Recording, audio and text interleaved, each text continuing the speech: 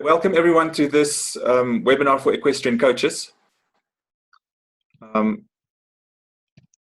and more people coming. Okay, if it was not for this economically devastating pandemic, I'm sure most of us will still be too busy to actually meet. So hopefully these webinars can grow into something useful, maybe a sharing tool for coaches. So please can I ask in the chat room now, all of you, if you can just go to the chat room there and write the word coach if you're actively a coach, if you're an instructor, a trainer, whatever you want to call yourself. If you assist riders and charge money for it, please can you just write the word coach. If you're not a coach, please don't write anything. You're welcome to be here. We just want to count how many coaches are here, and then maybe a regular can help me tally the numbers. Well, equestrian coaches as a rule is not very admin oriented people, so maybe this pandemic is going to help us to just nudge us slowly into the modern era of technology, and that we're able to explore it like the rest of the industries are doing. I also feel that coaches are quite scattered, if you may. We all divided by the type of horse breed that people that we help with the different disciplines, maybe different areas. I'm from Kimberley. See, there's a lot from Cape Town and Joburg all over. We associate with professional bodies with different training philosophies. So maybe it's good to get together in something like this and talk about a subject that affects us all. We are first and foremost humans, and then comes the coaching. So as a sense of community and I think genuine care for each other in these times should take precedence now. Equestrian coaches also earn a living from coaching. Now, the other sporting coach, the coaches, they rely heavily on volunteers. The coaches do not get paid, and they do it really for the love of it.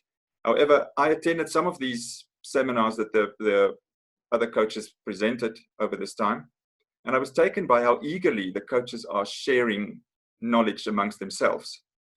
Now, today, I'm not going to ask you to share training tips amongst ourselves, but maybe we can start to share tips of how to survive financially and how we can continue to earn a living from our passion. So let's get to it. What will this COVID lockdown bring for us coaches? Before we can discuss how we will adapt or change, let's first find out what is the current status quo and what these changes will be that's coming in the next few days. There's a lot of information out there, some fake, some truth, a lot of opinions. So how do we really get to the bottom of everything? So I've asked Mr. Wessel-Strauss, the Secretary General of SAEF, to answer some questions for us. So SAEF is our equestrian link to government. And we can now hear from them directly what the situation is. I will ask him some of the questions sent to me by you coaches. And you can also post questions in the chat. Now, if you're going to post a question in the chat, please just start with the word question. It just helps with the filtering. And then please, our time is tight, so stick to questions that's relevant to this topic, please. Let me just switch on, see if we can get Wessel on here. Wessel, thank you for taking the time to meet with the equestrian coaches. We have only about another 25 minutes left because it's a free version of Zoom. So yeah, we can only have 100 people in 40 minutes. So I'm just going to shoot from the hip with the first question. Now, SAEF is equestrian's link to government. Can you perhaps clarify in layman's terms how the stage 4 lockdown and the easing of the exercise ban will work for us coaches? Will all of the areas in the country be under equal regulation, etc.? If you can help us with that, please. Jaco, thank you for the opportunity inviting me to your meeting here this afternoon. It's an honor to be with you, and I'll answer and try and answer as much as possible and as openly as possible with the information we have to our availability. To start off with your last question, if you look at all the news going around on COVID-19, there's one province that will most probably not be open for level 4, and that is KZN. Everything indicates that they have a serious lockdown in that province, and the chances that anything will open for any of the proposed openings in level 4 will not happen in KZN until the situation improves there. As for the coaches, as you all know, we sent an application into Sport and Recreation, requesting that we can start exercising our horses. We all know what the importance is of that. Mr. Simpiwe Mnube, the Director for National Federations, accepted that application, and he actually gave some advice of what we must say and everything in that. We did that.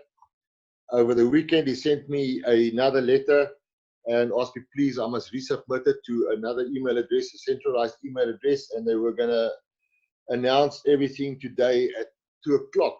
I don't know who of you all sat in anticipation in front of the television at 2 o'clock, just to hear after an hour. Okay, but all those applications we had to submit before 12 o'clock yesterday will only be addressed late in the week. So at this stage, I cannot say it's going to be allowed. It's not going to be allowed. We are in the fortunate position that coaching for equestrians is not a contact with each other. It can be on an individual basis. And I think should we get be allowed there, we will put out regulations. Every coach or yard will have to get a scanner, and that is very scarce to get hold of, to see whether you come there to be coached, or you must be scanned to see whether you've got a fever. You'll have to wear a mask and all that, and everything will have to be done on time slots. I would say that's my view, but obviously it's not going to be my decision. We'll get a panel of people together to assist in this, that if you want to do coaching, you should not have more than 3 people within a distance from no less than 2 meters apart from each other. That is all the recommendations in the current level 4 proposals. That where in the past it was 1 meter distance away, it's now 2 meters you have to stay away from each other. So to do that and to get your systems over to your students, I wouldn't advise that you should have more. Other proposition is that you could go online and do online coaching methods. There's a variety of coaching methods that you can practice online, which could also help your students to understand what is required from them by a question and answer session, showing them a video. What did this person do right in this portion from there to there? What did they do wrong? And then you can advise them back on that. If you do that, this is what you should do to correct your mistakes. That's proposals that I can do. At this stage, we cannot say whether we're going to be allowed to do it. The chances are there, but it's a 50-50. It all depends who makes the final decision on government level. They understand the welfare of the horse. They understand the importance why the horses should be kept up to standard. And Dr. Hegarty gave us a very positive report as well, that he submitted it with that I'm quite sure by the latest I got is that we will only maybe hear by Thursday now whether this is going to be allowed or not. As for yards, you cannot. I believe there's yards currently practicing or working. It's not allowed. You are only permitted to ride your horse if your horse is on your premises. If you've got a yard and outsiders are coming in there, people from outside your yard, they may not ride at all. They may not even visit the yard. And that is not our rules. That's the law implemented by government. We had an incident this past Sunday where, and I'll mention the discipline. I'm not afraid to mention the discipline. It was a polo cross club. We actually got together and they started practicing. We immediately reported them to the police because they are breaking the law. By doing that, they're not only breaking the law, they're also making it very difficult for the rest of the equestrian fraternity. We are trying to get it open so that we can start working and get our horses working and get going and get our horses back onto scratch. But if you break the law like that, you're closing the doors for the entire equestrian fraternity. So please, if you are doing illegal work of your horses or you're getting illegal people not allowed to come to your premises, please, I'm begging you, please stop that immediately. We cannot allow this. The Polo Cross Club that actually practiced on Saturday, they were very lucky to get only a warning from the police when the police arrived there. I can tell you that we have an exco meeting tonight, And we will be discussing this in the meeting tonight and see what action the SAEF will take against these people. I hope that answers you. Is there anything else you want more clarity on, Jaco? Thank you, Wessel. Yes, many coaches are actually in dire straits now with no income at all. Do you know what relief was given to those coaches who applied to government when the lockdown started? Okay, I can answer you on that. No grant has been approved as yet. Unfortunately, once again, we received a total of 53 applications for coaches that were sent out. Those documents, read through them, verify every document to see whether all the requirements and all the paperwork that had to be submitted were attached in the applications. We prepared it, we sent it in. When it got there, they came back. 3 of the applications was declined immediately on their return to us by stating that this is not coaching, this is running a business. So those 3 was declined immediately by them, and they weren't even considered to relook at them. The rest of them, the vast majority of those applicants did not supply all the correct information. They sent it all back to us. We got all the stuff back in place. Then when we tried to resubmit it to them, their email address wouldn't accept the documents. Thursday afternoon before the long weekend, I got a call from Sports and Rec saying that I must now print out all these documents and deliver it to their offices over the weekend at the security offices, which we did. We got all the documents together, we printed them one by one, put them all together, and they were delivered Sunday afternoon to Sport and Rec. About half an hour ago, I got a call from them again, and they still asking some questions, which I just explained to them. They are busy working on it, and I trust that before the end of the week, we will have results which coaches actually received funding and who has not received. They are very strict, and if there's any indication that you're getting any other income except that from coaching, or that your coaching is linked to any other business and only coaching, you will not receive funding. So this is where we are at this stage. They are currently busy with it, and they will work through the documents that we resubmitted after we had to get some more information from the members. Thank you. And if I can ask one more question. What does the Federation see for the road ahead? Will we even be able to do shows again this year? Do you have any view on it or a feeling about it? At this point in time, all the information that we're getting through us, I'm regularly in contact with SASCOC members as well, and SASCOC staff, actually not members from SASCOC, we are all members of SASCOC, but SASCOC staff who works closely with this. At this point in time, at the earliest, we might be able to start having shows and having competitions again. And that's not only for Equestrian, that's for all federations, all sport, will be in July. That's the earliest we're looking at this stage. Unless something major happens and they come up with a virus, with a medication that can control this virus, and we can get the things going, vaccinations that can stop the virus.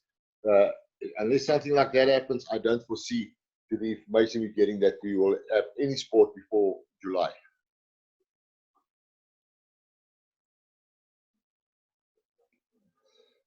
That's where we are at this stage, and to be honest, I think we'll be lucky if we get it by July. Thank you very much for all that info. Right, let's go to questions. Thelma has got a question to ask. Okay, Thelma, please switch on your microphone and ask. Jaco, thank you. Sorry, there you go. What about those who are over 60, both riders and coaches? Are we expecting special regulations for them? I've just been reading your question here now on the chat group on the left-hand side, Thelma.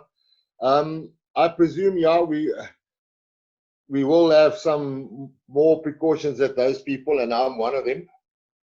What we'll have to take to make sure that we're not open for any further infections and stuff like that. It will be we will have to look after ourselves to look after that. At this stage, we'll try and do it as simple and as easy as possible and give the easiest regulations out to everybody. As you all know, from Friday onwards, it is absolutely compulsory that you have to wear a mask. Doesn't matter where you go.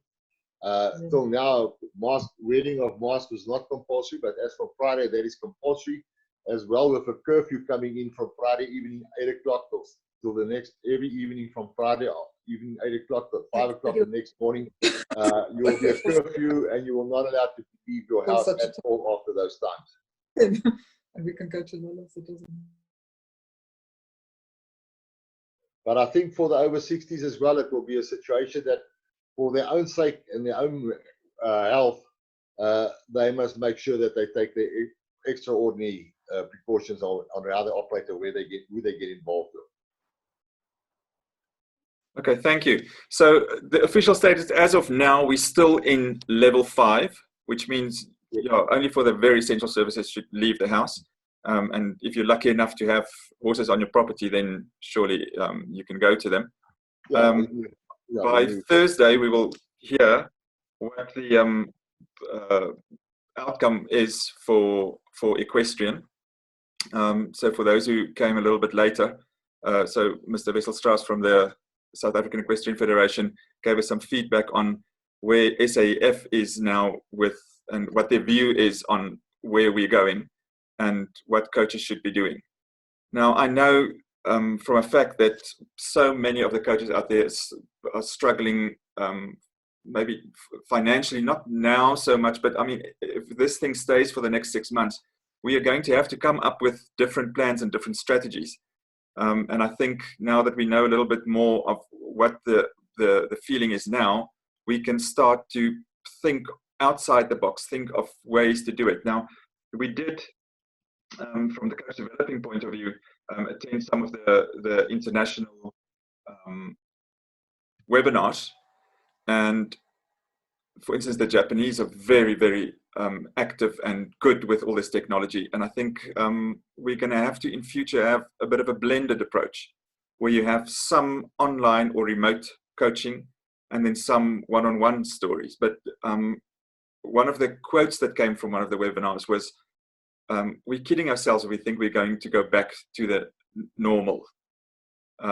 Times are changing and we should change with them. So for our next webinar, I'm definitely going to ask a couple of technological gurus and people with ideas on how we can use the internet and this online coaching to see how we're going to go about what can we do in horses and to get our people going. I think us as coaches, our number one job as a coach is to help our athletes achieve their goals. So even during this time when the athlete is sitting at home, we as coaches should still try and interact with them. Make sure, are they fine? Are they healthy? Do they have enough? How is the state of mind other than that they're not riding? And in that way, maybe open the door for future ways of getting technology out there. So we've got to try and get our athletes closer to their dreams, and hopefully we can then continue to earn a living. So I will advertise the next webinar in a couple of days. I think by Friday or so we will have enough info to put a little webinar together for everyone. So I just want to, before we finish, just want to thank Regular News for the assistance. She's really helping with all of this and getting people out there and so on. So by all means, if you want to share the next one, we're just going to keep putting it on the social media. And from there, hopefully you will know about the next one. Is there any more questions? Yeah, I see there's a few questions. May I answer them? Yeah, sure. Okay, well, next one is from Georgie Roberts. As it stands today, are yards and coaches expected to return any kind of operation only at level 2? As per the documentation that's out that we circulated, yes, that is what it says, but we are hoping that we can get relaxation on that and with very strict measures put in place that they will also be able to start operating from Friday, depending on governance. But at this stage, if you look at the documents, they will only be able to start it when level 2 is implemented, and that will only be around about June. But let's hope that we can get that relaxation and get them also operating from Friday onwards. Then there's one from James White. What about coaches that are not SA citizens? Almost all relief applications are available to SA citizens. I can just say to you, one of the questions that I got now earlier on when SRSA phoned me was one of the coaches that supplied her ID document, and her ID document said nationality is from Ireland. And I had to get to her, ask her, is she any person who's a permanent resident in South Africa can receive a normal South African ID, but you cannot get a passport. Passport is only available or allowed to for citizens. So I just sent her a mail just now. I said, please, can you confirm, do you have a South African passport? If you don't have one, have you got any other documentation that you are a South African citizen? If she's not, her application will be turned down automatically. It's only open for South African citizens. Nobody else can do that. And while we've got everybody, I can maybe just add to that. I saw there's a lot of stuff going on WhatsApp of people asking they want money for grooms and stuff. And we all know it's not an unknown fact that in the equestrian world, the majority of our grooms are foreigners. So if you have foreigners working to you as grooms, you are not going to get any relief for help covering their salaries or stuff if they are not South African citizens. So bear that in mind. Don't even ask for relief for grooms who's not South African citizens. You will not get funding. That came out clearly out of the question from Sport and Rec to me just now. Then there's another one there. What is a realistic span time that yards and riding schools can start to function again with precautions? I think I've answered that. The government, and then there's another question. The government predicts the peak will only arrive in August or September, so we must begin to teach online. So I think that kind of concludes it. If there's no one, any more questions. So again, if we can just summarize, it's pretty much the way it is been going now. On Thursday, we will get clearer, or hopefully on Thursday, we will get a clearer idea of what is allowed, what is not allowed. And for now, just everyone, please stay safe, stay on the right side of the law. Don't do silly things because, as Mrs. Strauss said, you're not only putting yourself in danger of getting thrown in jail, but you're also making it difficult for the whole equestrian community to go and lobby for maybe some relief and so on. So yeah, if everyone could just stay safe and sane, and then we will let you all know when the next webinar is. Thank you everyone for joining, and stay safe there. Thank you. Thank you very much, Jaco.